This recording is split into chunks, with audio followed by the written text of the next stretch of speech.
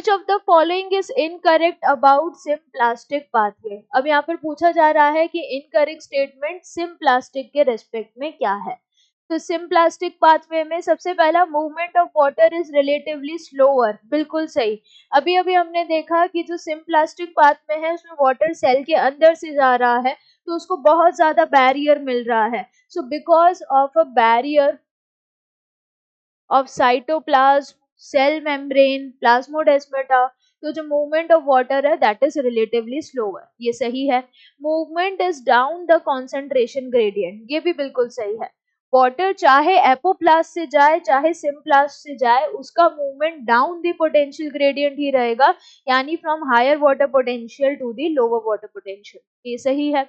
It may be aided by cytoplasmic streaming, aided यानी help. जो water cell के अंदर मूव कर रहा है तो उसमें साइटोप्लाज्म अगर मूव कर रहा है, साइक्लोसिस हो रहा है, साइटोप्लाज्मिक स्ट्रीमिंग हो रही है, तो वाटर के मूवमेंट में आसानी हो जाएगी, क्योंकि साइटोप्लाज्म जब सेल में मूव करता है तो उससे वाटर, न्यूट्रिएंट्स, वेस्ट सब मूव करेंगे। तो सिम्प्लास्टिक पाथवे को जो हेल्प कर सकता है वो साइटोप्लाज्मिक स्ट्रीमिंग भी कर सकता है, तो ये बिल्कुल सही है।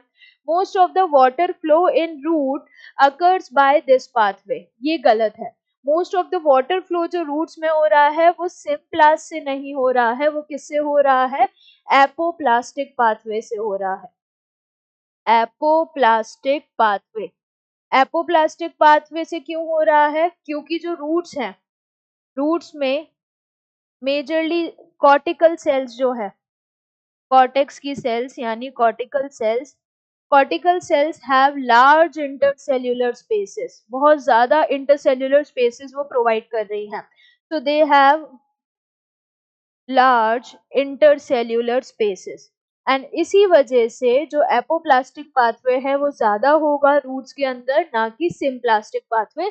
तो most of the water flow जो है वो एपोप्लास्टिक पाथवे से होगा, क्योंकि cortical cells have large intercellular spaces and इसी इंटरसेल्यूलर स्पेसेस की मदद से एपोप्लास्टिक पाथवे वाटर का हो जाएगा। तो ये गलत है, इनकरेक्ट हमसे पूछा था, करेक्ट आंसर क्या हो जाएगा, ऑप्शन डी।